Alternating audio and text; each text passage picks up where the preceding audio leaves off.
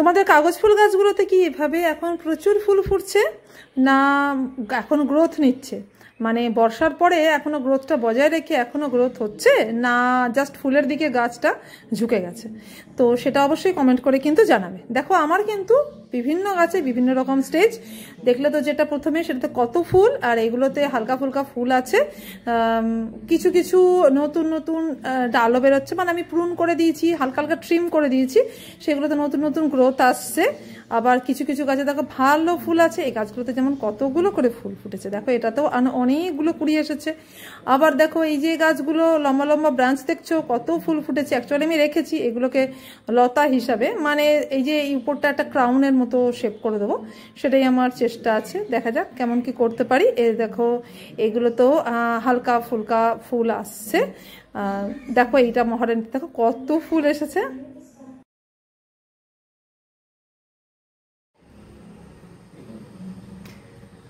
নমস্কার বন্ধুরা, আপনাদের সবাইকে অক্সিজেন গার্ডেন কর্নার বাংলায় অনেক অনেক স্বাগত। তো আজকে আমি কি করব, এই কাঁচি নিয়ে কেন এসেছি? এত সুন্দর ফুলের পাশে কাঁচির কি কাজ, তাই তো? আমরা বুঝতেই পারছো ফুলগুলো কিন্তু কেটে আমাকে ফেলে দিতে হবে। তো কেন কাটবো? এবার তোমরা বলবে যে আরে এত সুন্দর ফুল কেটে ফেলার কি দরকার, কি সমস্যা তোমার? কি কোনো রকম কষ্টও হচ্ছে না এত সুন্দর ফুল ফেলতে? অবশ্যই অবশ্যই আমার কিন্তু খুব কষ্ট হচ্ছে ফুলগুলো কাটতে, কিন্তু এই কষ্টদায়ক কাজটা আমাদের সবাইকে করতে হবে। তার কারণ আছে, এর পেছনের লজিক আছে, এর পেছনের সায়েন্স আছে। তো চলো সেটাই আমি আজকে জানাবো যে আমরা কেন এই কাজটা করব, এই এত বাজে কাজটা কেন করছি এই সময়, বিশেষ করে এই অক্টোবরে। আমাদের এখন এটা করতেই হবে গাছের হেলথের জন্য এবং শীতে বেস্ট পারফরমেন্স পাওয়ার জন্য। তো আচ্ছা চলো ভিডিওটা শুরু করছি। তার আগে একটা রিকোয়েস্ট করে যাই যে যদি তোমাদের ভিডিওটা দেখার পরে ভালো লাগে তাহলে অবশ্যই লাইক কমেন্ট শেয়ার এটা তো অবশ্যই করবে। আর যদি নতুন বন্ধু হও তাহলে অবশ্যই সাবস্ক্রাইব করে যাবে। তোমাদের কাছে তো এখন আমি সবার কাছেই আমি নতুন, তো অবশ্যই আমার চ্যানেলটা সাবস্ক্রাইব করে বেল আইকনটা টিপে আমার সাথে থাকো। তো চলো প্রথমে জানিয়ে দিচ্ছি যে কেন এটা কাটবো, এটাই লজিকটা তোমাদের জানাই কেন কাটছি। দেখো প্রথমে ফুল আমরা এটুকু জানি যে ফুল ফোটাতে গেলে গাছের অনেক এনার্জি ওয়েস্ট করতে হয়, তাহলে তো আমরা কুড়ি আসার সাথে সাথেই ফুলটাকে হাঁটিয়ে দিতে পারতাম, তাহলে আমি এত সময় থাকতে দিলাম কেন গাছের মধ্যে? দেখো আমার এই গাছটা যখন বর্ষা চলছিল তখনই কিন্তু ফুল এসে গেছে, তখন তো ফুলটাকে আমি ফুটতে দিয়েছি এবং এখন এত বড় হয়ে গেছে। এইবারে কিন্তু আমি ফুলটা হাঁটাচ্ছি, কারণ হচ্ছে ফুলের এটা ফুলের না সরি গাছের এটাই হচ্ছে নিজস্ব একটা সিস্টেম যে যখন ফুলটা ম্যাচিওর হয়ে যায় তখন ফুলটা জাস্ট গাছ থেকে ফেলে দেওয়ার আগে ওখানে অনেক বেশি মানে ডালের ডগায় ডগায় অনেক গ্রোথ হরমোনের অ্যাক্টিভেশন হয়ে যায়। মানে সেখানে কি হয়, যে ফুলটা নষ্ট পড়ে যাবে সাথে সাথে কিন্তু নতুন গ্রোথ হরমোন নতুন নতুন গ্রোথ সৃষ্টি করবে এবং সেই গ্রোথের উপরেই ফুল আসবে। দেখো তোমাদের দেখাই ফুলের আগে সাইজটা দেখো, এই যে কুড়ি অবস্থাটা, এই যে ছোট ছোট কুড়ি, এখানে কিন্তু এখন গ্রোথ হরমোন আসেনি। এই টিপটায় গ্রোথ হরমোন এসেছে ম্যাচিওর ফুলটা, এই যে ফুলটা ম্যাচিওর হয়ে গেছে এইখানে এসেছে, কারণ এইবার কিন্তু পড়ে যাওয়ার টাইম, এইবারে ও নষ্ট হয়ে যাবে। তাহলে গাছকে কি করতে হবে, এই ফুলটাকে এবার ফেলে দেওয়ার জন্য এনার্জি ওয়েস্ট করতে হবে, একে শুকাতে হবে এবং শুকালে তবে গাছ থেকে সে কিন্তু পড়তে হবে। সে তো তুলে তুলে ফেলবে না, সে কিন্তু ঠিক এইভাবে ফেলিয়ে দেবে, খসিয়ে দেবে। তো আমরা কি করছি, আমরা কিন্তু এইটাকে কেটে দিচ্ছি। কেন বলতো? কারণ গাছের এই এনার্জিটাকে আমি বাঁচিয়ে দিচ্ছি, গাছকে এই কাজটা করতে হবে না। কিন্তু এই যে গ্রোথ হরমোনটা নিজে থেকেই চলে এলো, এই গ্রোথ হরমোনটা এই যে গাছটা ফুলটা ম্যাচিওর হলো বলেই কিন্তু এলো, এই গ্রোথ হরমোনটাই এই নতুন নতুন গ্রোথকে স্টিমুলেট করবে, মানে নতুন নতুন গ্রোথটা হতে সাহায্য করবে। এই যে নতুন নতুন গ্রোথ আসলেই ফুল আসবে। কেন বলতো? এই যে দেখো আমাদের যে ফুলটা, এই ফুলের কাগজ ফুলের স্পেশালিটিতে দেখো এই যে ভেতরে ছোট্ট মতো তিনটে দেখা যাচ্ছে, এই তিনটেই হলো এর ফুল। আর বাইরে যারা পাপড়ির মতো সুন্দর দেখতে যে কালারফুল যে পাপড়ি আমরা দেখে নিই, এটা তো পাপড়ি নয়, এটা হলো অরিজিনালি ব্র্যাক্টস, মানে হলো এটা একটা পাতারই একটা রূপান্তরিত রূপ। এই পাতা রূপান্তরিত রূপটা আসবে কখন? আগে পাতাটা হবে তবেই তো নতুন গ্রোথ, এটাই হলো গ্রোথ। এই গ্রোথটা আসার জন্যই কিন্তু আমাদের গ্রোথ হরমোনের প্রয়োজন, আর তা নাহলে বাইরে থেকে দিতে হয়। তাহলে বাইরে থেকে আমি গ্রোথ হরমোন দিতে যাবো কেন?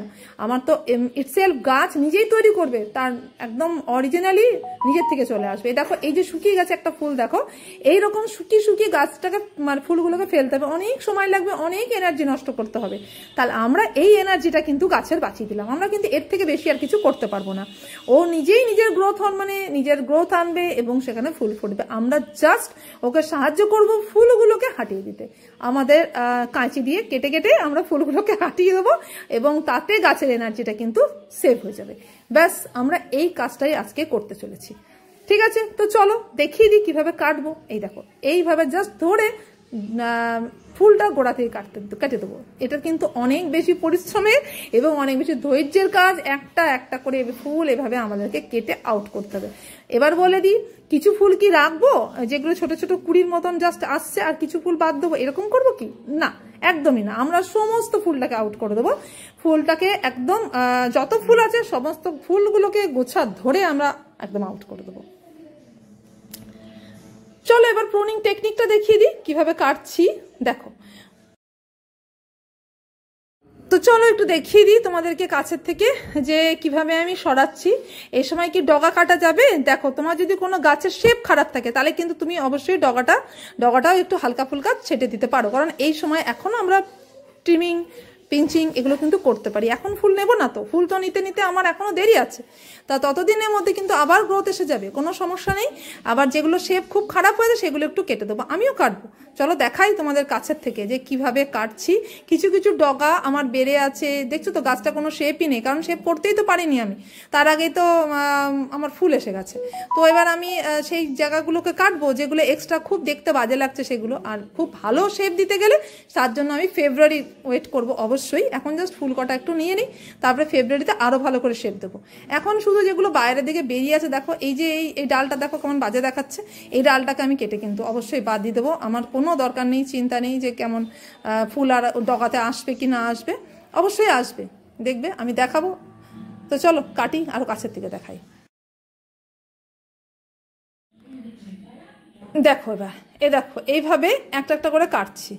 এবার ধরো কোনো গাছের এমন হবে যে মাথার উপরে গোছার মতন ফুল থাকে, যেমন ধরো গোল্ডেন মফ এরকম একটা আছে। এই দেখো এই ডালটাকে যেমন কেটে দেবো, আমি বললাম না এই ডালটাকে আমি কেটে দেবো, আগে আমি এটাকে কাটি। এটাকে না কাটা পর্যন্ত না আমার মনে শান্তি হচ্ছে না, দেখতে এত বাজে লাগছে যে একদমই ভালো লাগছে না, মাঝখান থেকে একটা ডাল উঁচু হয়ে আছে। সেই জন্যই বললাম যে সৌন্দর্যটার কথা কিছুটা তো চিন্তা করতেই হবে, যতই ফুল ফুল করি দেখতে একটু সুন্দর শেপটা না থাকলে না ভালো লাগে না, আমার তো ভালো লাগে না। আমার গাছটার শেপটা, আমার আরও শেপ দেওয়ার খুব ইচ্ছা ছিল, আমি বর্ষার জন্য ওয়েট করতে করতে আমার ফুল এসে গেল, কোনো উপায় ছিল না। সেই সময় ডাল কাটতে গেলে আমাকে শেডে নিয়ে যেতে হতো, আর শেড আমার কাছে এত নেই যে এত এত গাছ আমি ভেতরে ভরে ভরে রাখবো, কাটবো আর ভরে দেবো, সেটাও সম্ভব না, আর সেটাও ঠিক নয়। অ্যাকচুয়ালি শেডের মধ্যে গাছ ভালো থাকে না, স্ট্রেসে চলে আসে।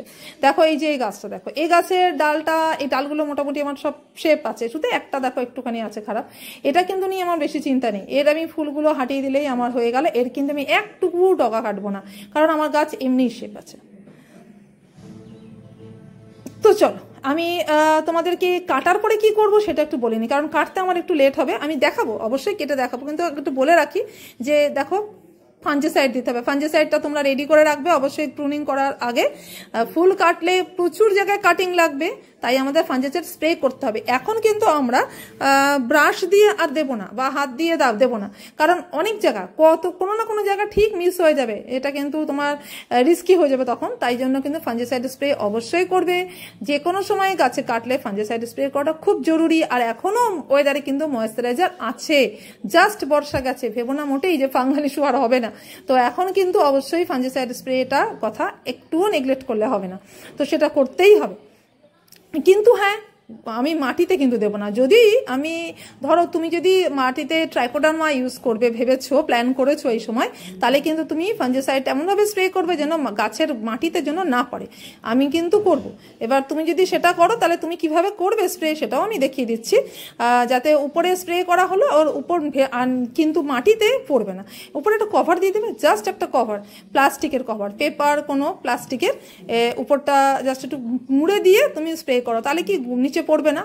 কম করে, যতটা কম আর কি এফেক্ট দেওয়া যায় মাটির ওপরে, তাহলে কি আমি ট্রাইকোডার্মাটা তাড়াতাড়ি ব্যবহার করতে পারবো, 1-2 দিনের মধ্যে ব্যবহার করতে পারবো। তো আবার আমি এটার উপরে একটা ভিডিও কিন্তু খুব তাড়াতাড়ি আনতে চলেছি, দাঁড়াও আমি প্লাস্টিকটা একটু নিয়ে আসি। তো দেখো, কারণ কি কিসের উপরে ভিডিও আনো, চলো দেখা, এইটা ঠিক করতে করতে তোমাদের বলে দিই। আমাকে কিন্তু আমাকে কিন্তু বেশ কিছু বন্ধু জানতে চেয়েছে, আমার কাছে প্রশ্ন করেছে যে ট্রাইকোডার্মা ব্যবহার করছে তারা কি গাছের ওপরে ব্যবহার করতে পারে, পেস্টিসাইডটা কি ডালে দিতে পারে? মাটিতে তো দেওয়া যাবেই না, জানা কথা, তো কেমনভাবে দিতে পারে, যদি কোনো প্রয়োজন পড়ে তাহলে তারা কি করবে সেটা জানতে চেয়েছে। অবশ্যই আমার হিন্দি চ্যানেলে জানতে চেয়েছে, সেটা তো বলবোই। চলো তার আগে বলে দিই যে এটাতে কি করব। দেখো এই যে এইভাবে করব, এখনো তো কাটা হয়নি তাই বলে দিই, সরিয়ে দিলাম পেপারটা। এবার দেখো যে কি সার দেবো এরপরে, কারণ কি ফুলগুলো কাটছি আমি, আবার গ্রোথ চাই বললাম, আবার ফুল চাই, তাহলে গ্রোথের জন্য কিন্তু সার অবশ্যই দিতে হবে, মাস্ট। তো কি সার দেব আমি? মিক্সড জৈব সার আর একটু ভার্মি কম্পোস্ট নিয়ে এসেছি। মিক্সড জৈব সারের মধ্যে কি কি আছে, কি করে তৈরি করতে হয়, পরে কোনো সময় আমি ভিডিওটা আবার বানাবো, দেখাবো।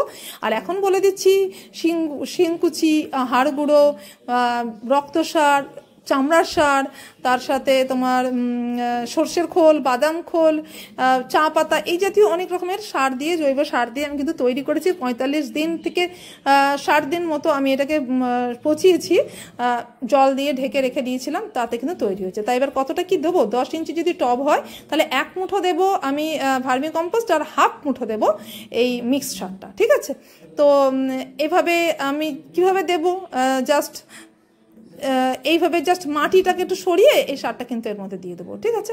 তো সেটা আমি পরে দেব তোমাদের, কিন্তু আরেকটা ভিডিও আমি শেয়ার করে দেখাবো অবশ্যই যে কি করে সার দিতে হয়, এই সময় আমরা কিভাবে সার দিতে পারি, তো দেখিয়ে দেবো আমি। এটার জন্য ওয়েট করবো 1-2 দিন, অবশ্যই আমি দেখাবো। জাস্ট সাইড থেকে খুঁড়ে খুঁড়ে মাটিটাকে মাঝখানে নিয়ে যেয়ে সারটা দিয়ে আবার মাটিটা চাপা দিয়ে দেওয়া, সেটাই আমি দেখাবো, ঠিক আছে? তো চলো এবার আমি ফুলগুলোকে কেটে ফেলে তোমাদের সাথে তারপরে আবার আসছি, শেয়ার করছি কে কেমন ধরনের লাগছে দেখতে, গাছটাও দেখবে। যদি আমি মনে করি যে সেই সময় কিছু ডাল কাটবো, তখন কিন্তু ডালটা আমি সেই সময় কেটে দেবো, কারণ আগে থেকে না বোঝা যাচ্ছে না, ফুলগুলো আছে তো, ফুলগুলোকে সরিয়ে দিয়ে আমাদের ডাল কাটতে হবে, তা না হলে বোঝা যাচ্ছে না, একদমই বোঝা যাচ্ছে না। তো চলো দেখি, আমি গাছটা প্রুন করি, আসছি, তারপরে আমি তোমাদের সামনে। আচ্ছা, আরো একটা কিছু কথা বলার আছে, এই যে সারটা আমরা দেবো, এটা কোন সময় দেবো সেটা বলে দিই একটু। সারটা কিন্তু আমরা সন্ধ্যাবেলা দেওয়ার চেষ্টা করব, বিকেলবেলাতে দেবো, কারণ এর মধ্যে ট্রাইকোডার্মা দিয়েছি, তো ট্রাইকোডার্মা যদি আমি সকালবেলা দিই তাহলে তারপরে প্রচুর রোদ পাবে, আর গাছের কিন্তু এই জীবাণুগুলোর কিন্তু ক্ষতি হবে, ঠিক আছে? তো তাই জন্য আমরা যদি রাত্রে দিয়ে দিই, রাত্রে সার দেবো, দিয়ে জল দিয়ে দিই, তাহলে না জীবাণুগুলো ওর ঠিক জায়গা মতো সেট হয়ে যাবে, এবং সেইখানে ও মানে জীবাণুটার ক্ষতি কম হবে। রাতের মধ্যে জীবাণুগুলো তার নিজের জায়গা মতো কিন্তু তারা পৌঁছে যাবে, এবং বংশ বিস্তার করতেও ওরা সক্ষম হবে, তাড়াতাড়ি ছড়িয়ে যায় জীবাণু। তোমরা জানোই যে কোনো মাইক্রোওয়েভের খুব তাড়াতাড়ি বংশ বিস্তার হয়। তো চলো এখন আমি আগে চটপট করে ডালগুলোকে, ফুলগুলোকে কেটে ফেলি, আর সাথে যদি কিছু ডাল কাটতে হয় তাহলে সেটাও কেটে দিই। চলো, আরে দাঁড়াও আরো কিছু কথা মনে পড়ে গেল, সেটাও বলে নি। শুধুমাত্র এই সার না, তুমি এখন 15 দিন পর্যন্ত এই গাছগুলোর আর কি কেয়ার করবে সেটাও একটু বলে দিই।